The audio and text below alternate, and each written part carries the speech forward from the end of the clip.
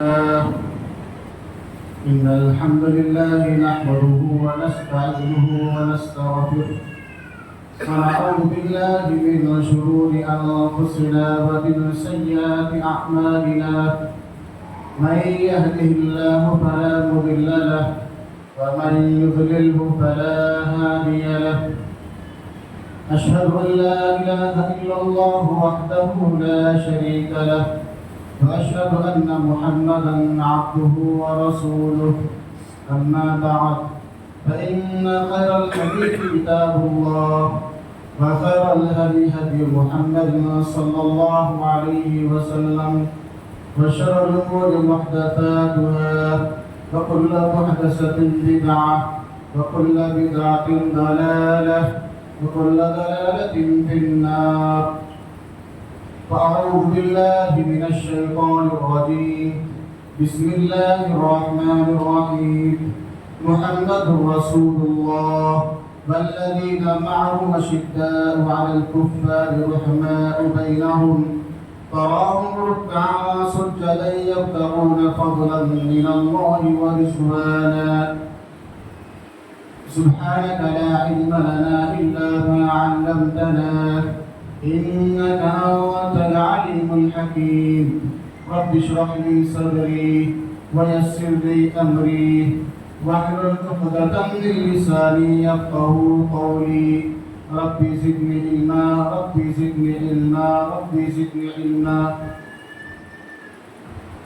تمام قسم کی تعریفات اسی اللہ تبارک و تعالیٰ کے لیے لائق اور زیبا ہیں جس نے ہم تمام کو انسان بنایا، اور اللہ تبارک و تعالیٰ کا اس بات پر جتنا بھی شکر ادا کیا جائے کم ہے کہ اس نے ہم کو مسلمان بنایا۔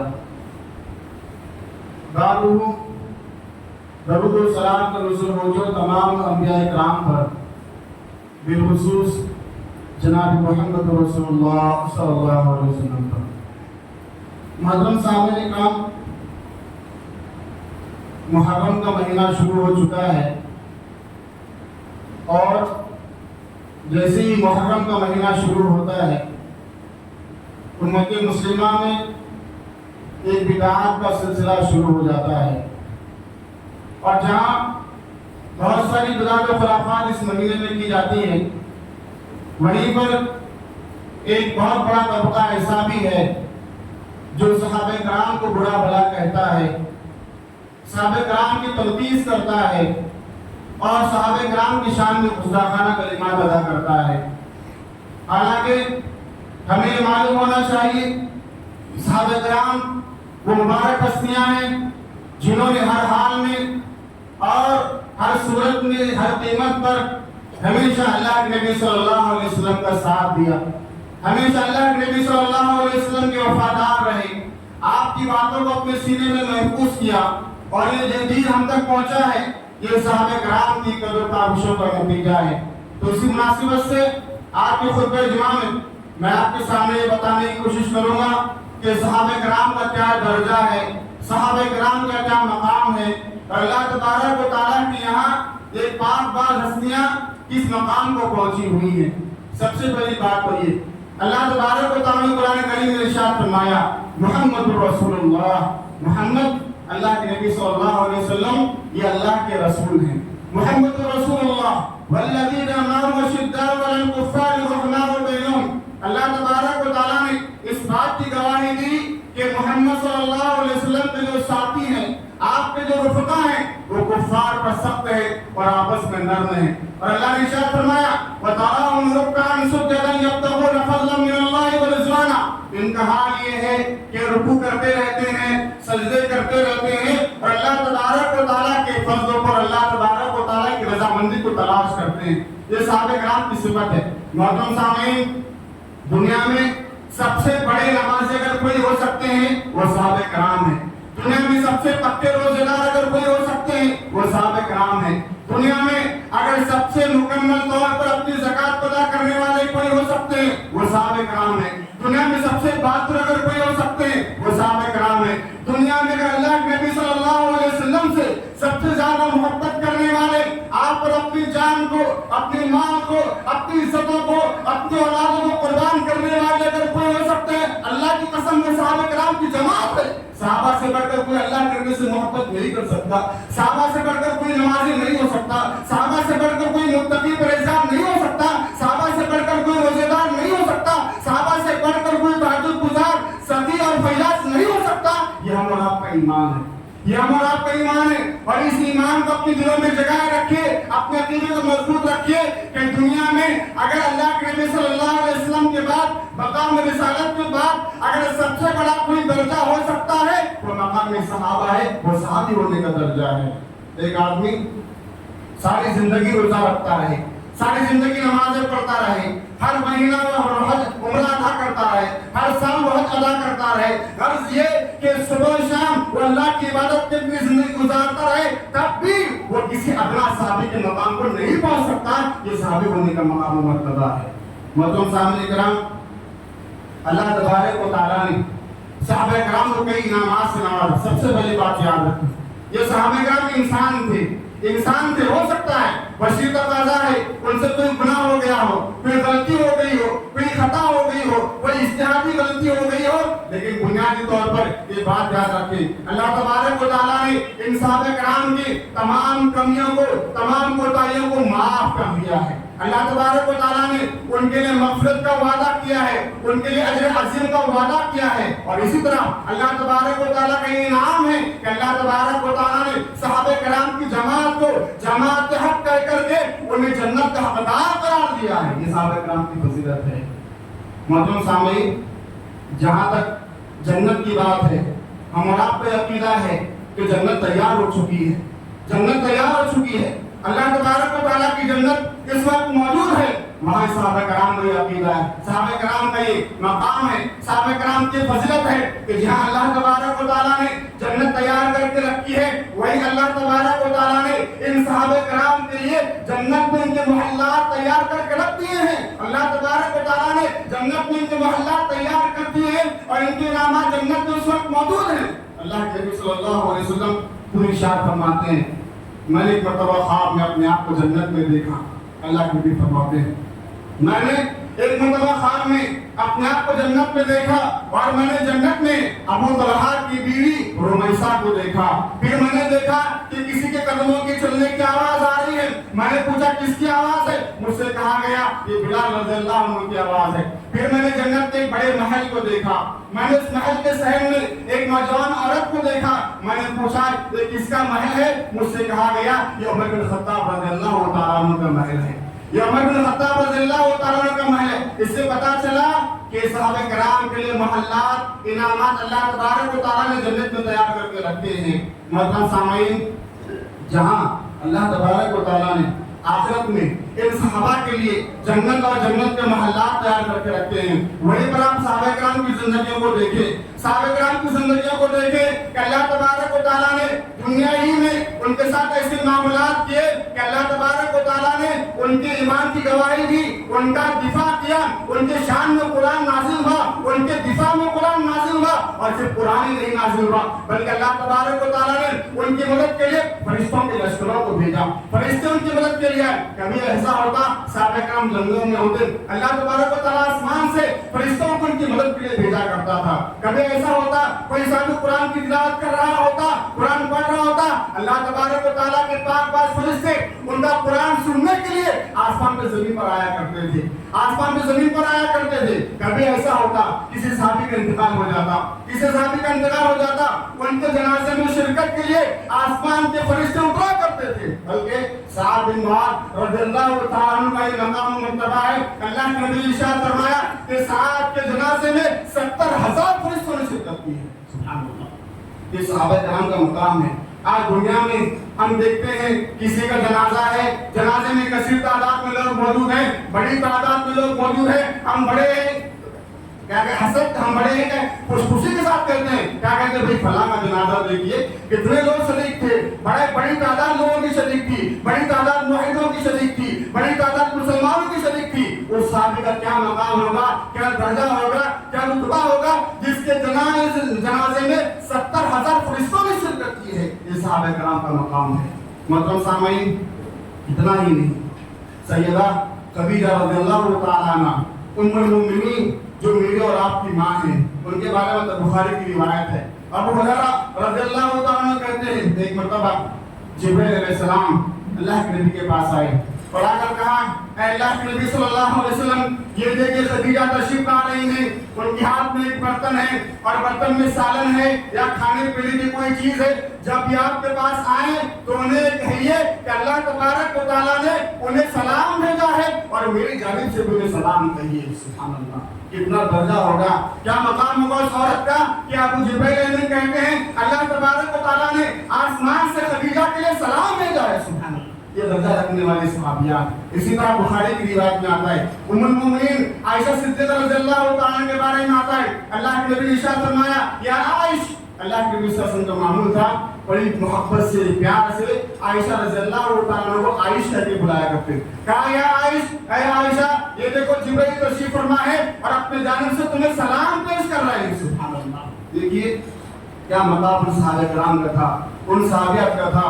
کبھی اللہ کی جانب سے سلام آ رہا ہے, کبھی جبرائیل امین کی جانب سے سلام آ رہا ہے. یہ مقام و مرتبہ رکھنے والے صحابیات اور صحابہ کرام تھے. اتنا ہی نہیں, ایک صحابی کے بارے میں آتا ہے اللہ کے نبی صلی اللہ علیہ وسلم ایک مرتبہ نماز میں تھے. نماز میں اللہ کے نبی نے کہا سمع اللہ لمن حمدہ, جواب میں صحابی نے کہا ربنا ولک الحمد حمدا کثیرا طیبا مبارکا فی. یہ کلمات اس صحابی نے ادا کیے, نماز مکمل ہوئی. نماز مکمل ہونے کے بعد اللہ کے نبی صلی اللہ علیہ وسلم نے سلام بھیجنے کے بعد پوچھا یہ کلمات کہنے والا کون ہے, یہ کلمات کس نے کہے. وہ صحابی سامنے آئے, آ کر کہتے ہیں اے اللہ کے نبی صلی اللہ علیہ وسلم کہ ابھی کلمات میں نے کہے. اللہ کے نبی نے سن کر کہا ابھی تم نے کلمات کہے, یہ کلمات کو اٹھانے, ان کلمات کو لکھنے کے لیے 30 سے زیادہ فرشتے لپٹ پڑے اور ہر فرشتہ یہ چاہتا تھا کہ ان کلمات کو لکھے اور اللہ تبارک و تعالیٰ کے سامنے اس کو پیش کرے. ہر فرشتے کی یہ خواہش تھی کہ تمہارے کلمات کو لکھے اور لکھ کر اللہ تبارک و تعالیٰ کے سامنے پیش کرے. میں نے 30 سے زیادہ فرشتوں کو دیکھا کہ تمہارے کلمات کے ساتھ لپٹ رہے ہیں. یہ صحابہ کرام کا مقام ہے. ان کے زبان سے نکلے ہوئے کلمات کو فرشتے لکھنا چاہتے ہیں, بلکہ لپکتے ہیں, دوڑ پڑتے ہیں اور چاہتے ہیں کہ ان کلمات کو لکھ کر کے اللہ تبارک و تعالیٰ کے سامنے پیش کیا جائے. ثوبان رضی اللہ عنہ سے مروی ہے, سنن ابی داؤد کی روایت ہے اللہ کے نبی صلی اللہ علیہ وسلم ایک جنازے میں شریک تھے. جنازے میں جا رہے تھے, صحابہ کرام نے اللہ کے نبی صلی اللہ علیہ وسلم کے سامنے سواری پیش کی. اللہ کے نبی سوار نہ ہوئے. جب تدفین عمل میں آئی, تدفین عمل میں آنے کے بعد جب قبرستان سے اللہ کے نبی واپس لوٹنے لگے, پھر صحابہ کرام نے سواری پیش کی. اب کی مطلب اللہ کے نبی صلی اللہ علیہ وسلم سوار ہو گئے. صحابہ کرام نے پوچھا اللہ کے نبی صلی اللہ علیہ وسلم جب ہم قبرستان جا رہے تھے ہم نے آپ کے سامنے سواری پیش کی, آپ سوار نہ ہوئے, لیکن قبرستان سے واپس کی جب ہم نے جب آپ کے سامنے سواری پیش کی آپ سوار ہو گئے, آپ نے ایسا کیوں کیا؟ اللہ کے نبی نے کہا جب میں قبرستان جا رہا تھا تمہارے ساتھ میں قبرستان کی طرف چل رہا تھا, ان جنازے میں میرے ساتھ ساتھ فرشتے چل رہے تھے, فرشتے بھی چل رہے تھے. مجھے مناسب نہ لگا کہ فرشتے چل رہے ہوں اور میں سوار ہو جاؤں, چنانچہ جب فرشتے واپس چلے گئے تو پھر میں نے سواری پر سوار ہو گیا. سبحان اللہ, یہ دیکھیے صحابہ کرام کا مقام و مرتبہ ہے. محترم سامعین, ایک مشہور صحابی گزرے ہیں عبداللہ بن عمر رضی اللہ عنہ. یہ جابر بن عبداللہ رضی اللہ عنہ کے والد, جابر رضی اللہ عنہ کے والد ہیں. ان کے بارے میں آتا ہے غزوہ احد میں شریک ہوئے اور شریک ہونے سے پہلے اپنے بیٹے جابر کو بلایا اور بلا کر کے کہا دیکھو جابر, میری تو خواہش یہ تھی, میری تو تمنا یہ تھی کہ میں اور تم باپ اور بیٹا دونوں مل کر کے جنگ میں شریک ہوتے اور ہم دونوں کے دونوں جام شہادت پی رہے تھے. میری خواہش یہ تھی, لیکن پھر مجھے میرے بیٹوں کا خیال آیا. اور روایتوں میں آتا ہے تقریباً جابر رضی اللہ عنہ کی 7 یا 9 بہنیں تھیں, 7 یا 9 مہینے تھی. تو عبداللہ بن عمر نے کہا کہ مجھے اپنی بیٹوں کا خیال آیا, لہٰذا میں تمہیں روکتا ہوں. دیکھو میرے جانے کے بعد میرے بیٹوں کا خیال رکھنا اور ان کی اچھی طریقے سے ان کی حفاظت کرنا, ان کی دیکھ ریکھ کرنا, یہ ذمہ داری تمہیں میں دیتا ہوں.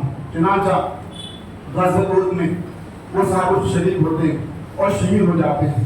شہید ہونے کے بعد دشمنوں نے ان کا مسئلہ کر دیا تھا, یعنی ان کے ناک کان وغیرہ سب کاٹ لیے تھے. کہتے جابر رضی اللہ تعالیٰ عنہ میرے والد کی لاش کو اللہ کے نبی صلی اللہ علیہ وسلم کے سامنے لایا گیا.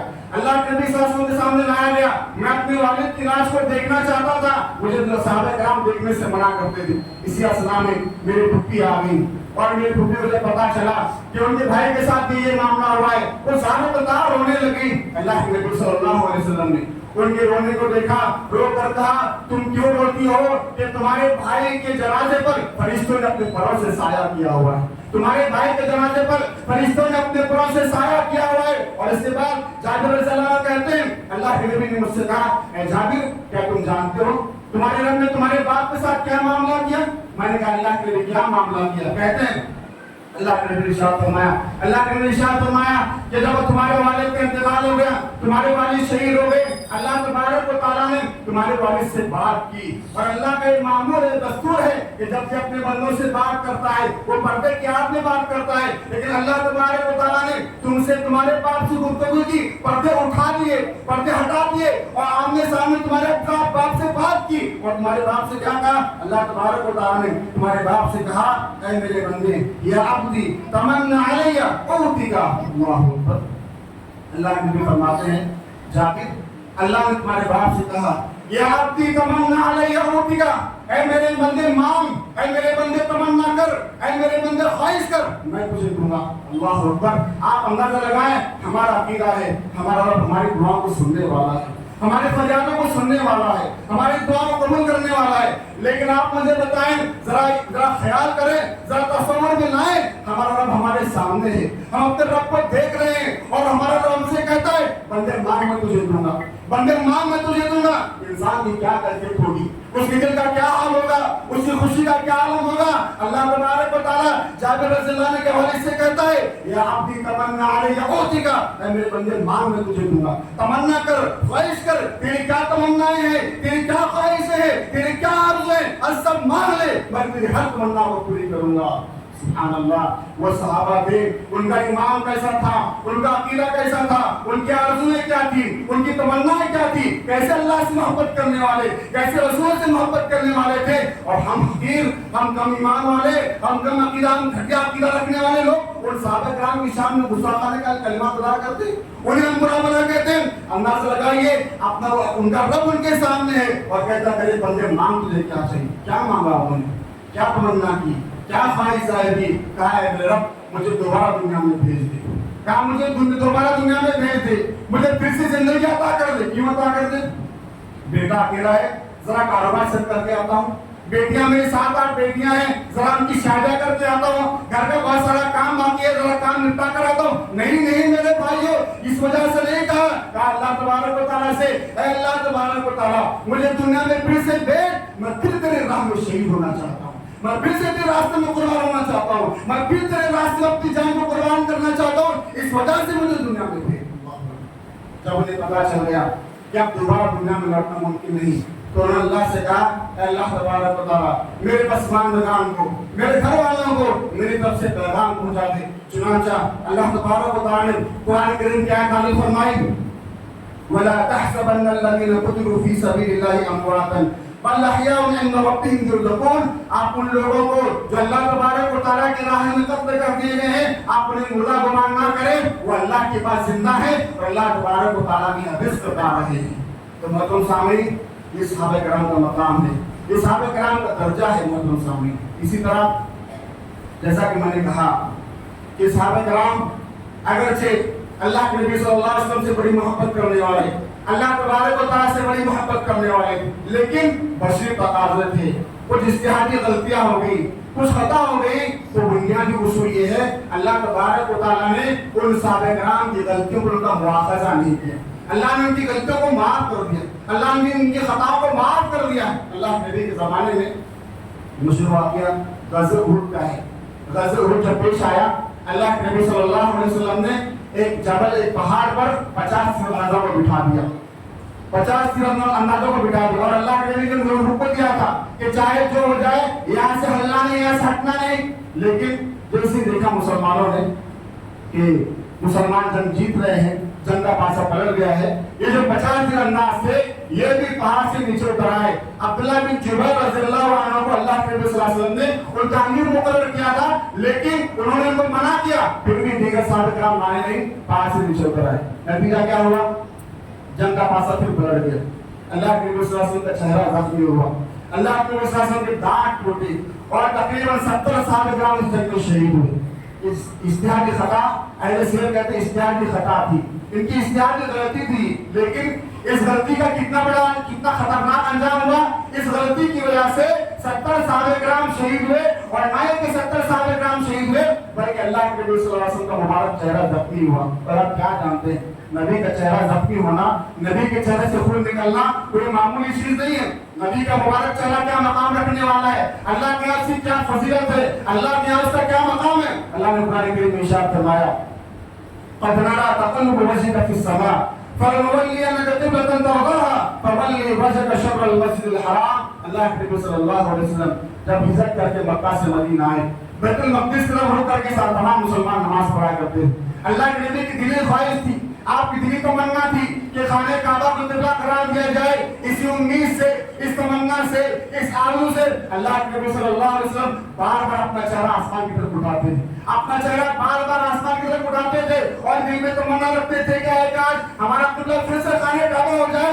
अल्लाह ने कहा, क़द नरा तक़ल्लुब वजहिका फ़िस समा, हम ये देखते हैं आप अपना चेहरा बार-बार आसमान की तरफ उठाते हैं। क्यों उठाते हैं? ताकि किबला तहवील की जाए। अल्लाह ने इरशाद फरमाया, फलनुवल्लियन्नका क़िबलतन तर्ज़ाहा, हम अनकरीब आपको उस किबले की तरफ मुतवज्जा कर देंगे जिससे आप राजी है, जिससे आप खुश है, तो आप अपने चेहरे को मस्जिद हराम की तरफ फेर लीजिए। अल्लाह ने किबला तहवील फरमा दिया। अल्लाह के नबी के चेहरे का मकाम है, आपने अपना चेहरा आसमान की तरफ उठाया, अल्लाह ने किबला बदल लिया, अल्लाह ने किबला तहवील कर दिया। अब्दुल्लाह बिन सलाम रज़ियल्लाहु अन्हु बयान करते हैं, इस्लाम लाने से पहले कहते हैं अल्लाह के नबी सल्लल्लाहु अलैहि वसल्लम जब मक्का से हिजरत करके मदीना आए, लोग आपको देखने के लिए हुजूम दर हुजूम, जोक दर जोक जाने लगे। मैं भी लोगों के साथ पहुंचा ताकि अल्लाह के नबी को देख सकूं। अब्दुल्लाह बिन सलाम रज़ियल्लाहु अन्हु कहते हैं, मैंने अल्लाह के नबी को चेहरे को गौर से देखा और गौर से देखने के बाद मैंने कहा कि अल्लाह की कसम, ये चेहरा किसी झूठे इंसान का चेहरा नहीं हो सकता, ये चेहरा किसी झूठे इंसान का चेहरा नहीं हो सकता। एक मुबारक चेहरा रखने वाले, इतना मुबारक चेहरा रखने वाले अल्लाह के नबी सल्लल्लाहु अलैहि वसल्लम, आपका मुबारक चेहरा जख्मी हुआ, आपके दांत शहीद हुए, आपके चेहरे से खून बहा। और अल्लाह की कसम, मेरा यकीना है, हमारा आपको यकीना है कि दुनिया में जितने मुसलमान आज तक पैदा हुए हैं, सबके मुसलमानों का खून बहा दिया जाए, ये छोटा गुनाह है, ये छोटी गलती है इसके मुकाबले में कि अल्लाह के नबी के चेहरे से एक कतरा खून निकले, एक कतरा खून निकले। हम इसको बर्दाश्त नहीं कर सकते कि हमें मंजूर है कि सारे मुसलमान शहीद कर दिए जाए, सबका खून बहा दिया जाए, लेकिन अल्लाह के नबी के चेहरे से एक कतरा खून निकले, हमें बात हमको मंजूर नहीं है। लेकिन ये हुआ, अल्लाह के नबी का चेहरा जख्मी हुआ, अल्लाह के नबी के दांत टूटे, 70 साहबे किराम शहीद हुए। अब तक का सारा मामला खत्म हो चुका है, साहबे किराम डर रहे हैं, साहबे किराम घबरा रहे हैं, इतना बड़ा मामला हो गया, इतनी बड़ी गलती हो गई, उसका इंजाम इतना खतरनाक मुसलमान को भुगतना पड़ा। अब जिब्रील अमीन आएंगे, न जाने अल्लाह का कौन सा अज़ाब लाएंगे, न जाने कौन सी सजा अल्लाह के तरफ से लाएंगे। तमाम साहबे किराम डरे हुए हैं, घबराए हुए हैं। जिब्रील अलैहिस्सलाम आसमान से वही लाते हैं। कुरान करीम में अल्लाह इरशाद फरमाता है, वलक़द अफ़ल्लाहु अन्हुम इन्नल्लाह गफ़ूरुर हलीम, और अल्लाह ने उन तमाम को माफ कर दिया। क्या कहा? अल्लाह ने तमाम को माफ कर दिया, और बेशक अल्लाह ताला माफ करने वाला बड़ा पुरस्कार है। साहबे किराम कितनी बड़ी खताओं को भी अल्लाह तबारक व तआला ने माफ कर दिया, उनकी गलती पर अल्लाह ने उनका मुआखज़ा नहीं किया। मेरे मोहतरम सामईन, हम साहबे किराम का दिफा इसलिए करते हैं, हम साहबे किराम का दिफा इसलिए करते हैं क्योंकि खुद अल्लाह तबारक व तआला ने साहबे किराम का दिफा किया है। जब साहबे किराम मुसलमान होने लगे, मुसलमानों की तादाद बढ़ने लगी, मुनाफिकों से कहा गया तुम भी मुसलमान हो जाओ, दिल से कलमा पढ़ लो, दिल से मुसलमान हो जाओ। अल्लाह ने कुरान में इरशाद फरमाया, वइज़ा क़ील लहुम आमिनू कमा आमन अन्नास क़ालू अनुमिनु कमा आमन अस्सुफ़हा अला इन्नहुम हुमुस सुफ़हा वलाकिन ला यअलमून। अल्लाह फरमाता है, उनसे कहा गया कि तुम ईमान लाओ जैसे लोग ईमान ला रहे हैं। तो मुनाफिकीन ने क्या कहा? अनुमिनु कमा आमन अस्सुफ़हा, क्या हम ऐसे ईमान लाए जैसे बेवकूफ ईमान ले आए? तो मुनाफिकीन ने साहबे किराम को बेवकूफ कहा, साहबे किराम की शान में गुस्ताखाना कलमात अदा किए। अल्लाह को ये बात बर्दाश्त नहीं। अल्लाह फरमाता है, अला इन्नहुम हुमुस सुफ़हा, खबरदार यही लोग बेवकूफ हैं, यही लोग बेवकूफ हैं। यानी जो साहबे किराम को बेवकूफ कहते हैं, अल्लाह फरमाता है यही लोग बेवकूफ हैं, लेकिन ये लोग जानते नहीं हैं। तो अल्लाह तबारक व तआला ने साहबे किराम का दिफा किया। किया है। और खुद अल्लाह के नबी सल्लल्लाहु अलैहि वसल्लम ने अपने सहाबा का दिफा किया। अल्लाह के नबी इरशाद फरमाया कि मेरे सहाबा को गाली मत दो, मेरे सहाबा को गाली मत दो।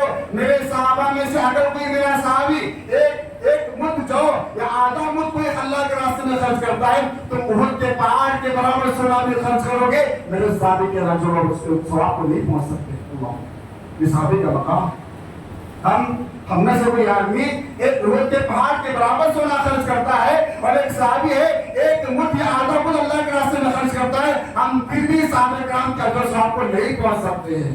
मतलब सामने